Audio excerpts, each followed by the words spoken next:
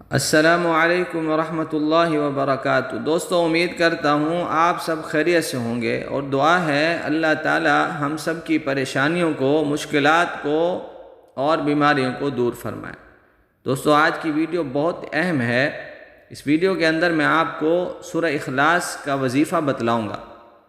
سورہ اخلاص کی برکات اور اس کے فضائل بتلاؤں گا، اور ویڈیو کے آخر میں آپ کو اس کا طریقہ بتلاؤں گا کہ اس کو پڑھنا کس وقت ہے اور کیسے پڑھنا ہے، جس کی وجہ سے اللہ تعالی ہمارے رزق میں برکت عطا فرمائیں گے۔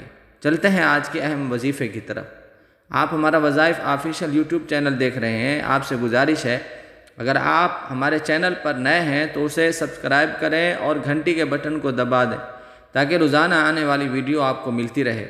اور ویڈیو کو پورا دیکھیں، اور اگر اچھی لگے اسے لائک کریں، کمنٹس کریں اور شیئر ضرور کریں، تاکہ دوسرے دوستوں کو بھی اس کا فائدہ ہو۔ بسم اللہ الرحمن الرحیم۔ رزق کے لیے سورہ اخلاص کا وظیفہ۔ سورہ اخلاص کے لفظ میں برکت، رحمت اور بڑا اثر ہے۔ جس نیت کے خاص سورہ اخلاص کو پڑھیں گے، اللہ آپ کی اس نیت کو پورا فرما دیں گے۔ یہ اتنی برکت والی سورت ہے کہ 3 بار پڑھ لیں تو بندے کو پورے قرآن کے برابر اجر ملتا ہے۔ یہ رزق کے لیے بڑا آسان اور طاقت والا عمل ہے۔ عمل یوں کرنا ہے، جب بھی آپ کھانا پکانے لگیں، صبح کے وقت، شام کے وقت، کوئی بھی وقت ہو، کھانا پکانے سے پہلے گھر کی خواتین یا مرد بھی یہ دعا مانگ سکتے ہیں۔ کھانا پکانے سے پہلے 3 بار سورہ اخلاص کو پڑھیں۔